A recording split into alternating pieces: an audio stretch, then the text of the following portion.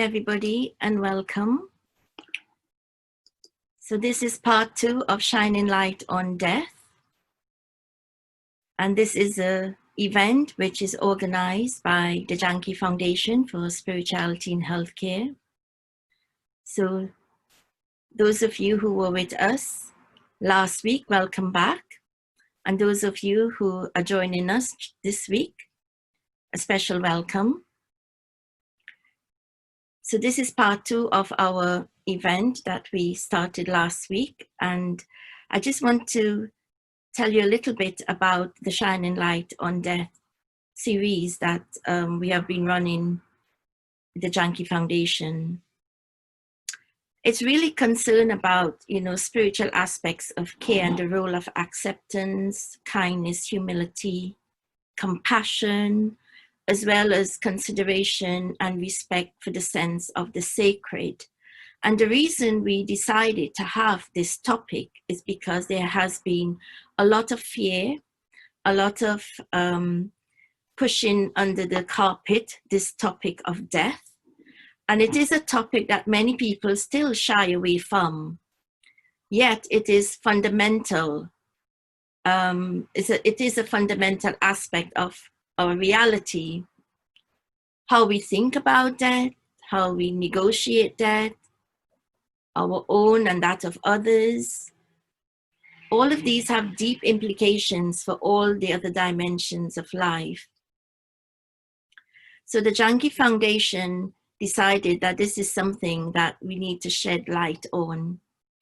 So the event was first held in London, a Global Cooperation House. I think this was in July of 2018. Then we did an event in Wakefield and a mental health trust following the same format of the day. Then it was done in Leicester, again following the same format. And this event was supposed to be done in Bradford, hosted by Bradford Inner Space, but because of this COVID pandemic, we have had to do it online, hence the 2-part series. So last week, we had 2 speakers, and I'll share a little bit about what they said for those who are joining us, and just to recall what they said. And I just realized I haven't introduced myself. So for those of you who were here last week, I'm Nirmala, and I mentioned that I volunteered with the Janki Foundation, but I also work in spiritual training and development at a mental health trust in Wakefield. So following on from last week's, today's event will provide us with an opportunity to have deeper conversations, exploring these spiritual aspects of end-of-life care. And the reason I say that is because the day that I mentioned that was held previously face-to-face, it was structured in such a way that the afternoon part of the day would be a workshop. So this is what we will be doing today.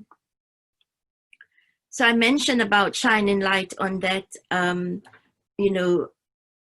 having that impact on people in terms of putting death in the spotlight and having that awareness of what needs to be done.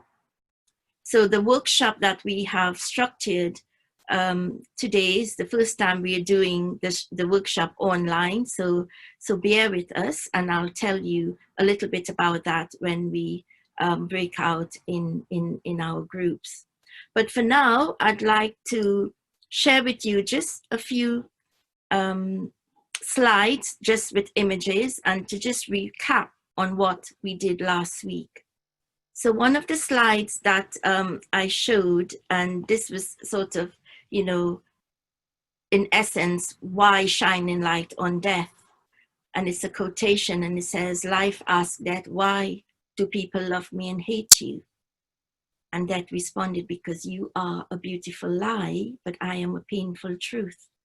So we are here this afternoon to really explore this area and to feel safe and comfortable talking about death, which could be something most of us may not feel comfortable with, But we have trained facilitators with us this afternoon who would take you through that process.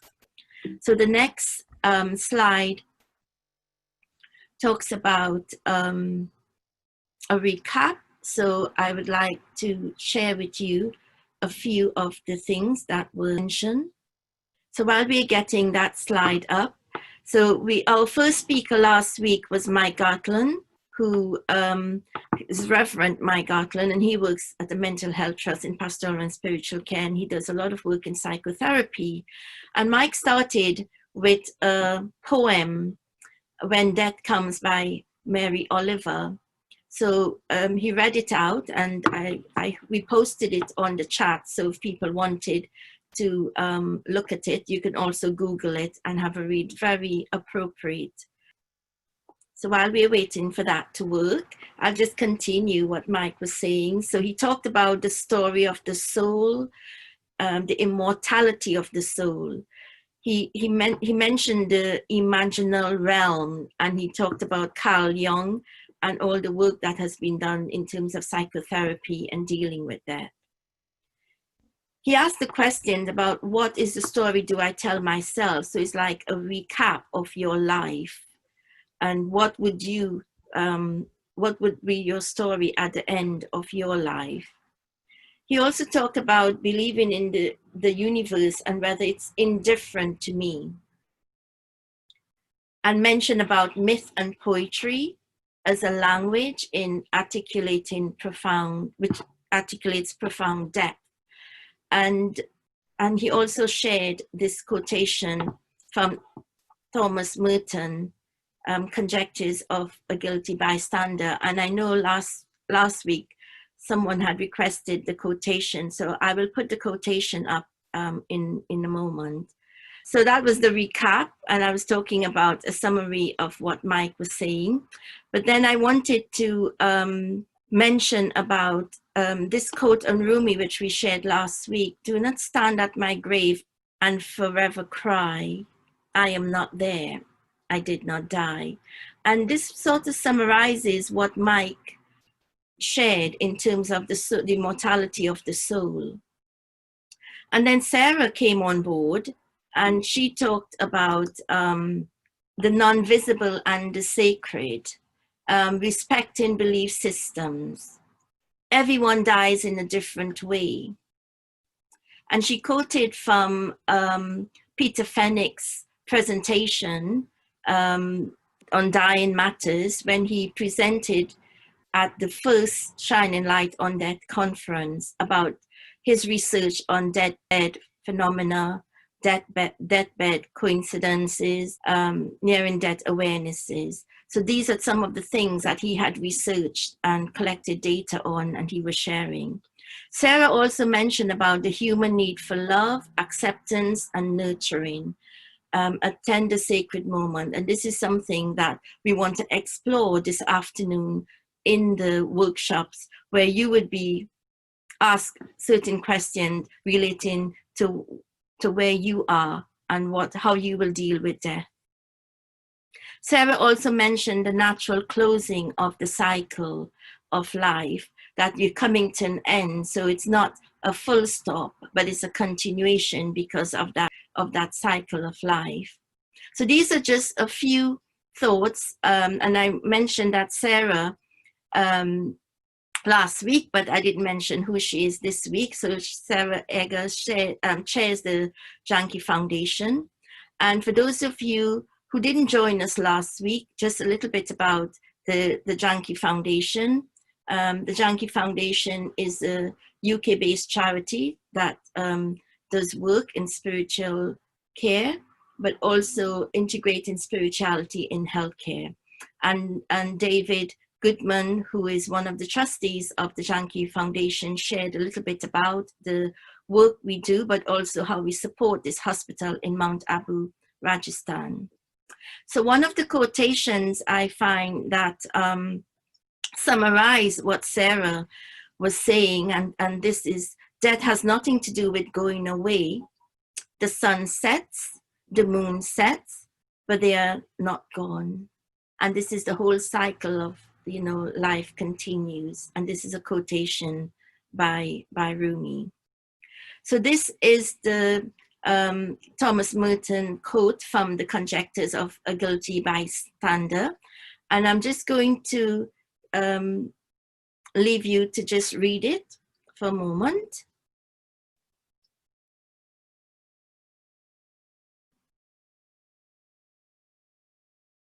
So I'll put this up again when we've been put in our rooms, so that you can have a read of it again.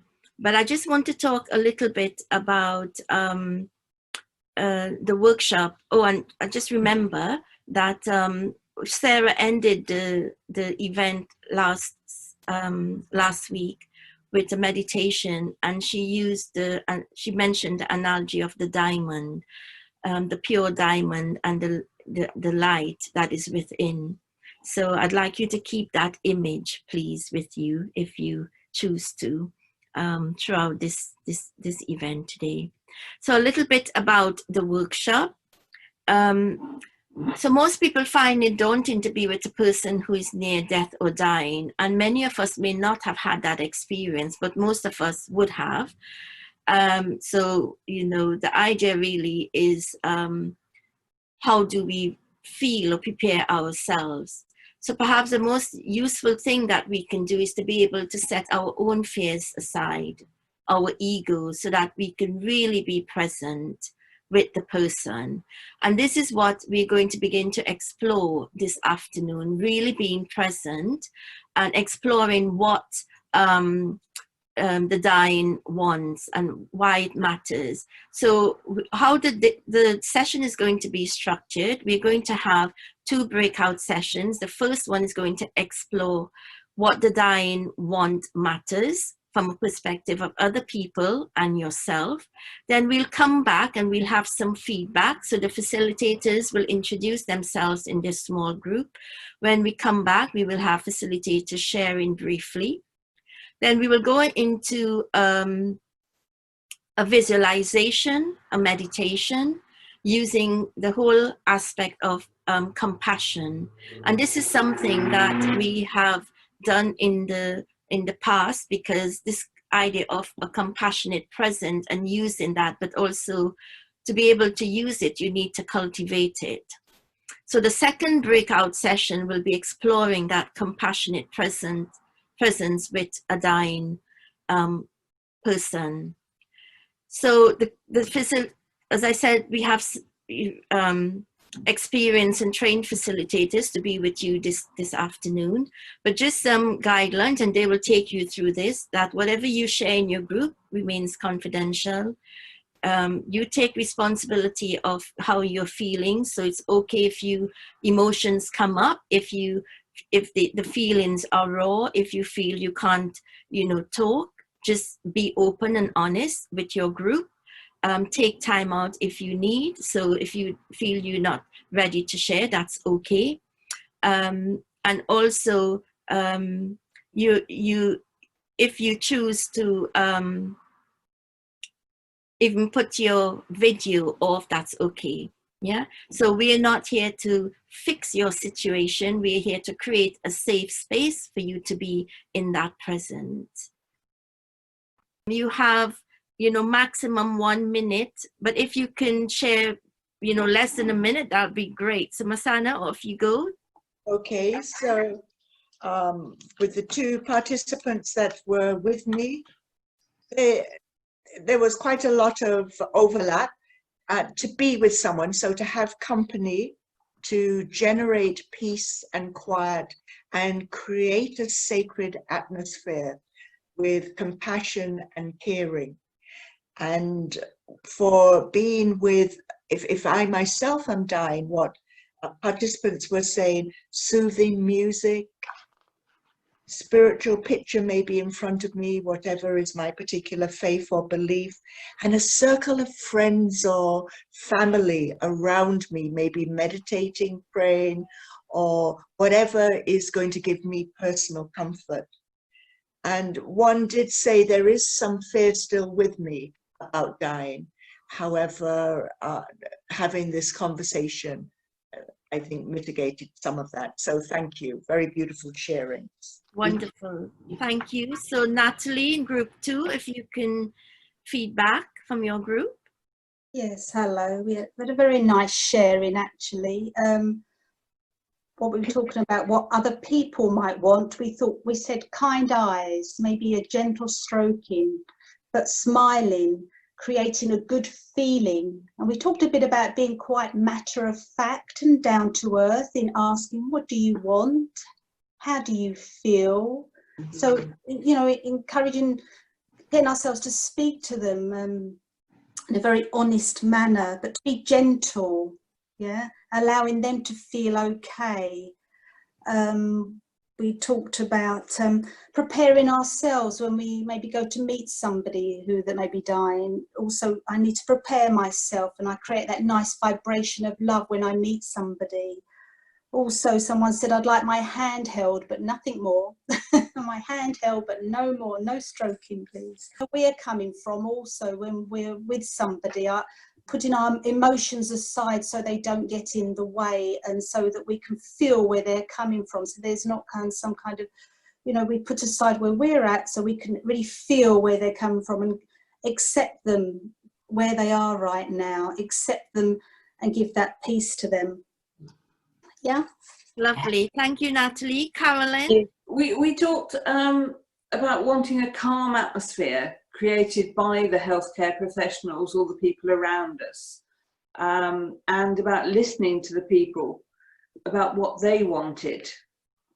And also, even when they can't speak to us, actually still talking to them, so that we keep talking to them, but in a positive way, about positive memories, positive things, so that they're surrounded by that positive energy at that time. Thank you. Ruth, group 4. Hello. Hi, Ruth. There were 3 people in our group, and one had not had experience of death, and she joined the program because she was hoping to find the faith and the courage to be able to not avoid death or dying people. 2 people were experienced, and both shared that music was important in the process of departing. Elvis music in one case, someone in hospital, and calm, comforting background music for the other. Holding hands, that sense of touch, saying kind and good things. And that came in the section on what I would want. And so this idea of having people who are important to me around me, and the showing of love, appreciation, respect for the person, for me, and prayers. Someone said prayers. And very important also for her was for the people who were there to be accepting of the process of my departure, and comfortable with it. Thank you. Wonderful. So the next facilitator to feedback, Julia from Sheffield. Julia? Yes. Our group really is echoing a lot of what's been said already. Everybody talked about compassion and understanding and respect. And there was a lot of talk about establishing what the individual believes themselves and go along with that rather than trying to impose your own belief system. But equally just talking about the whole process, opening the conversation. And somebody was also talking from her own experience about touch and how it's so individual and it's probably variable from moment to moment what the person actually wants. And so just to build it up slowly and be very sensitive, like a light touch on the hand, for instance, to start with, and then you can feel whether the person is responding to that and then it feels good to carry on, or whether there's a slight withdrawal, and then just to give them that space, really. Thank you, Julia. So next is Jane from Manchester. Jane? 2 people in our group, well 3 including myself, who'd experienced being with someone who was dying, and I'm really sorry because the 3rd person didn't get as much chance to speak, and I do apologise for that.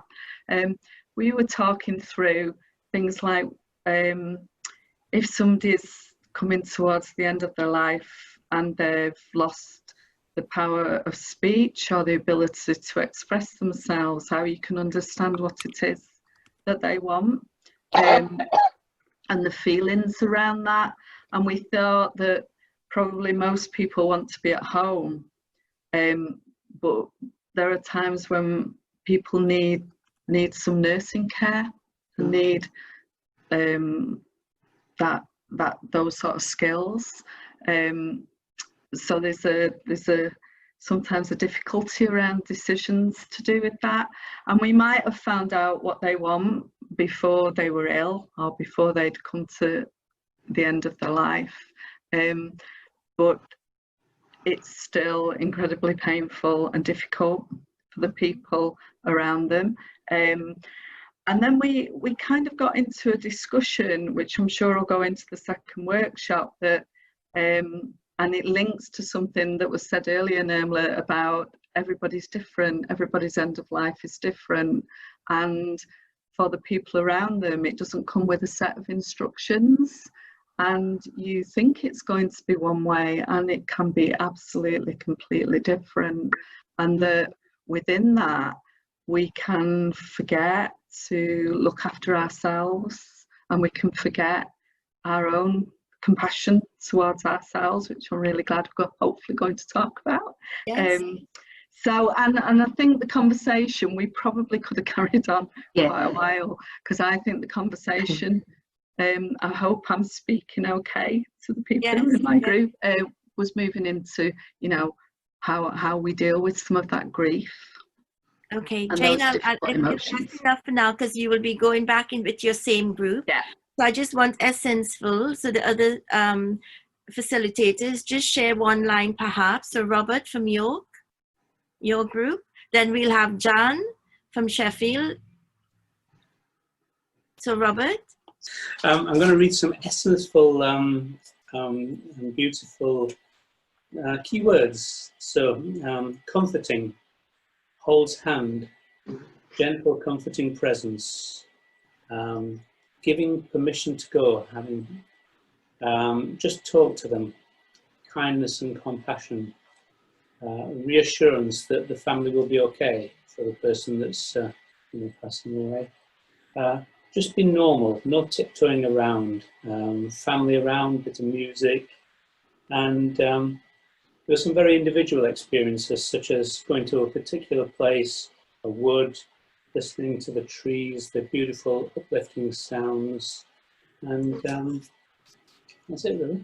Thank you, Robert. Beautiful. Jan from Sheffield. In a sentence. Well, briefly. I will. I think the most important thing that came over from the group was really about bearing witness to the dying process of this person, and to be fully present with that, really. And another thing that came over very strongly was what we would want for ourselves would give to somebody else. So a willingness to step into otherness and being with that other person. That came over very strongly. And more importantly, I think it was very important was someone that is going to walk this journey with them and bear witness to unfinished business, that they might want healing help with family members or people that they hadn't got on with, and also business, if they hadn't done the will or they hadn't sorted things out and they were struggling with that. So they really wanted a soul companion that was there for them. Wonderful. Thank you. So we will have time for more feedback, but I'm just aware of the time, so I'm just going to stop here for now in terms of the feedback. If I can ask you all to put your mics back onto mute, and for the before we break back into the second breakout group, we talked about compassion, and most of you have shared compassion, you know, the whole idea of compassion. And we have seen that to have a peaceful death, one needs to have compassion first for the self. And we need to continue to develop that self-compassion when we are well, because it helps us to prepare ourselves. And most of you have shared about that, and how we can be compassionate with the dying person. So we want to offer you an opportunity for a short visualization on the theme of experiencing self-compassion. And Susan Bamford from Leeds, who's based in Leeds and has been meditating for many years, she's going to read out this commentary for us. And Susan has a nursing background, and she appreciates how important compassion is for others, but also how important compassion is for the self. So Susan, thank you for being with us, and I'll hand over to you if you can take us through this visualization. Thank you. So meditation on compassion. I'd like to invite everyone to sit comfortably, upright but comfortably and relaxed. Become aware of your feet on the ground. Feel the connection to the earth. Allow the muscles of your shoulders and neck to relax. Allow the tension to dissolve and move down into the ground. Let the muscles of your arms feel calm and relaxed. Next, your legs, and now your face. Now focus your attention on your breathing. Let it find its own calm rhythm. Breathe in peace and breathe out any negative feelings. Gently breathe in peacefulness and calm.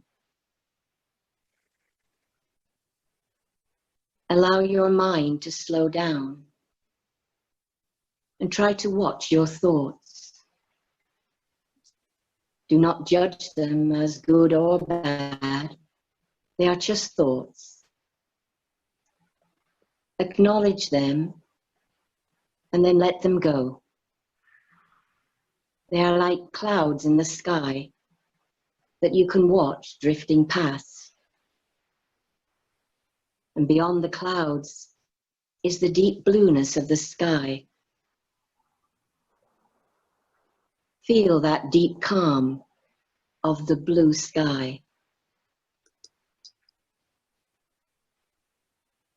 Now focus on your own inner calm, that place that is deep within yourself, that is peaceful, where your inner compassion lies. Here you are patient, tolerant, generous, understanding. All these qualities are here, which make up your own inner compassion. Experience this feeling of compassion. Feel it within you. And see it focused as a point of light.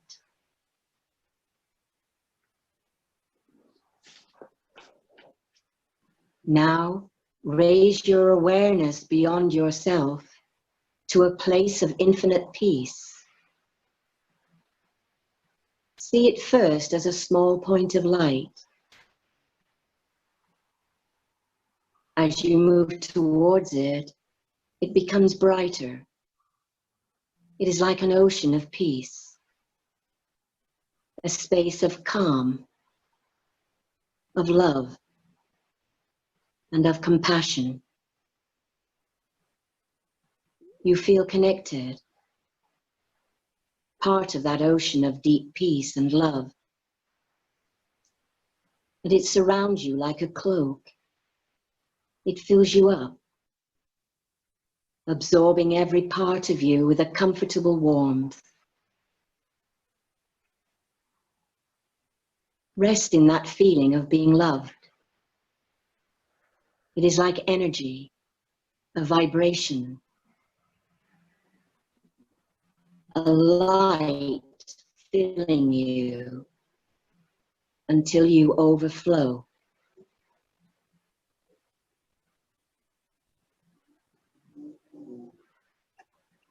Now, slowly you move away from the ocean as a point of light. You still have that memory of being loved, and you can reconnect at any time you wish. Gradually become aware of your body. Feel your feet on the ground. Begin to deepen your breathing. In your own time, gently, slowly, open your eyes.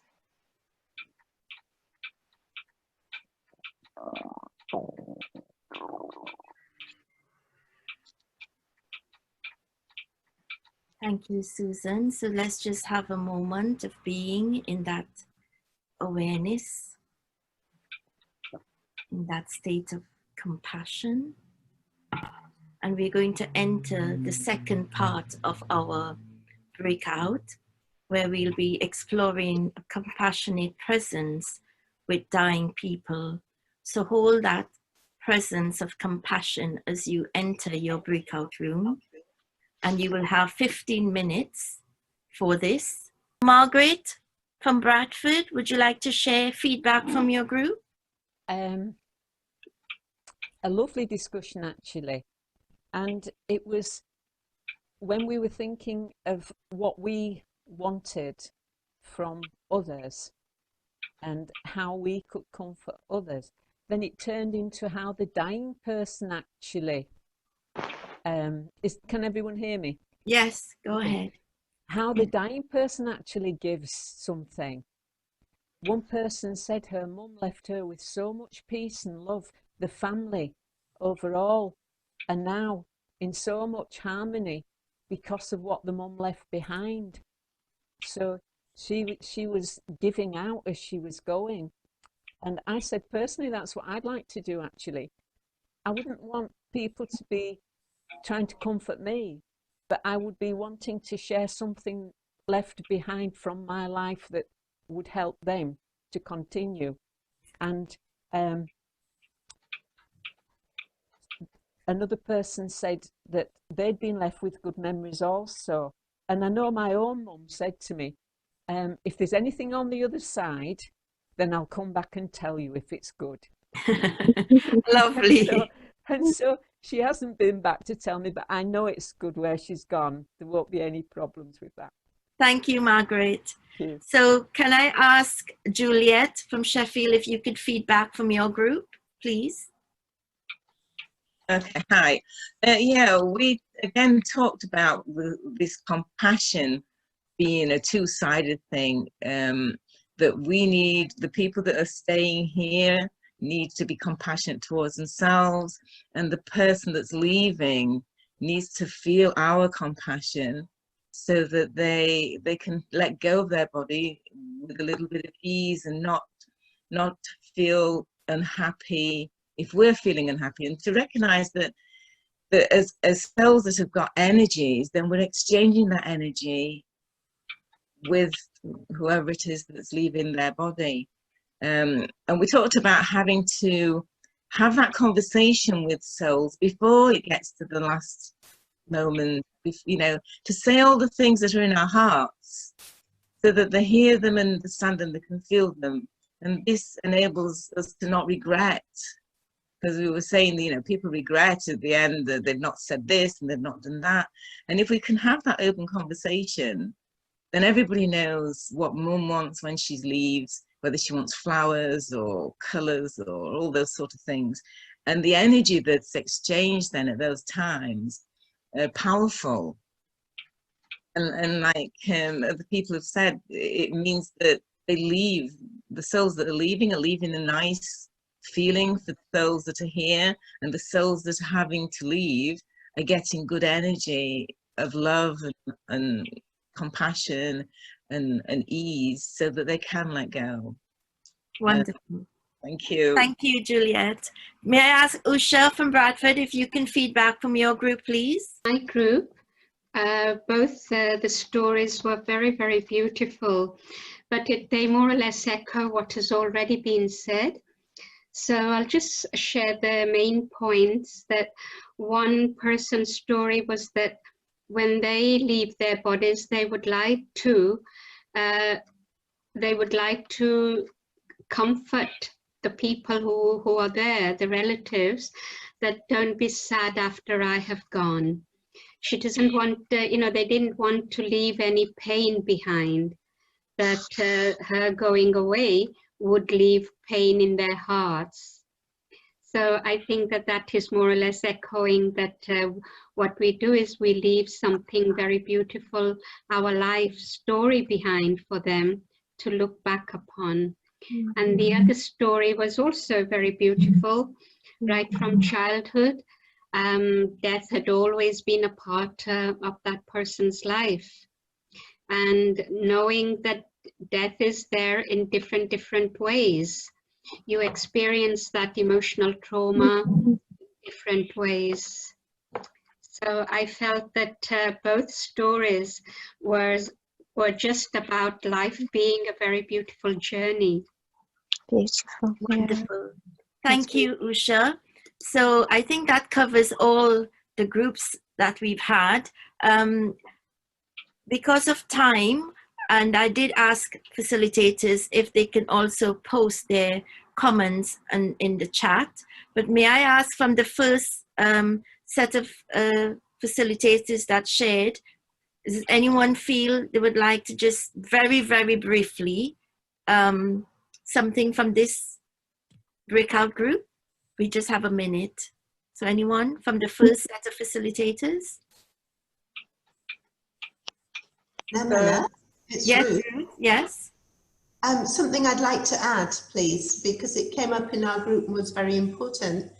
A couple of us had watched Dr. Peter Fennick, his presentation you recommended last week, or it was recommended last week. It's on the Janki Foundation website, and one of our group had actually emailed him to get a paper, and he responded with 3 very interesting articles. So perhaps you might want to mention that, because it's very helpful for those who are exploring the end of life process and perhaps have fear and need a little more understanding. Thank you for that. Brief thing, because it's important. We all felt we need to be egoless at the end. We put our needs away and be with that person in the faith, in the prayers, in their space to help them on their way. Wonderful. Thank you so much, Ruth, for that. So we have, as I mentioned, the Janki Foundation website, and maybe Manish, when we have at the end, that slide can perhaps go up with the website. But if you just Google jankifoundation.org, you can get straight into the website. So what I'd like us to do now is we have a 5-minute reflective practice for all of us. And how it's going to be done is, so just remember to keep your mics muted.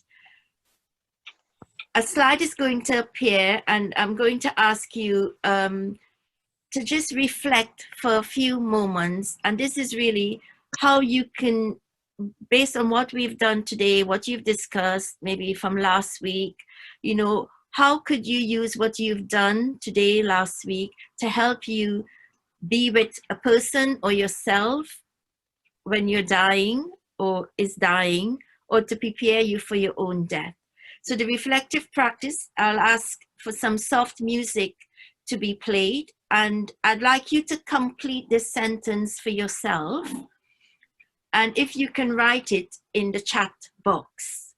So let's go into a reflection.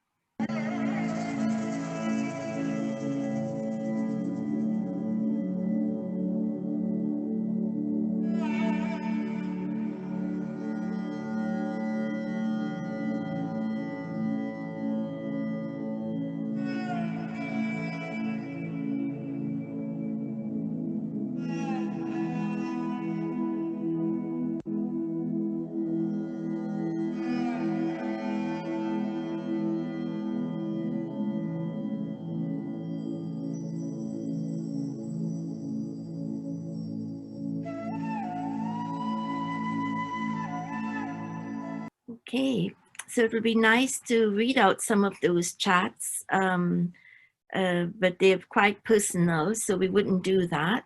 But I want to bring your awareness to some useful sources of support that you might be interested in. So there are lots of stuff that you can do get information on the internet. I sort of summarized some of the popular ones. So Dying Matters, that talks about and provides support for the end of life care. If you need any information, bereavement and dealing with grief, you have these organizations that can help. So the Cruise Bereavement Care, you just Google and you can get into their website. The Loss Foundation, how to cope with loss and grief. And then Grief Encounter, another organization that gives a lot of advice.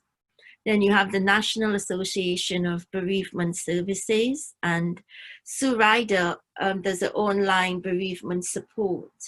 So this is to deal with bereavement and grief. For hospice care, you can go into hospicecare.org. Marie Curie, caring for a friend or family member dying at home. There's lots of information how you can do that. The NHS also has a lot of information on helping to deal with grief, bereavement, or loss. And then we have Deathbed Etiquette, The Art of Dying Well. And these two websites were forwarded by Sarah Eagger to me. And so I'm sharing that with you, and maybe it might go in the chat box. If not, you can just be aware of it or take a screenshot if you can of the slide. And of course, Macmillan Cancer Support. So anything to do with, you know, coping with cancer and dealing with cancer, lots of information in that. And of course, there are so many different charities. So I didn't want to bombard you, but this is just a summary of the ones that we could use. So I'm just aware it's just turned 6:30. So I'd just like to ask you if you could stay on for another 5 minutes or so, just to conclude and make some announcements. And Bradford Inner Space would also like to share some of their upcoming events. But before we do that, I want to leave you with this quotation by Rumi. You have no need to travel anywhere. Journey within yourself, enter a mine of rubies, and bathe in the splendor of your own light. And this reminded me so much of the diamond that was mentioned. So take a moment to just experience yourself reuniting with the core of your being, which is light, and bathing in your light, which can then radiate outwards. Anything is possible when you activate the diamond within your heart. So take a moment to activate that diamond, that compassion that we talk about coming from the source of love.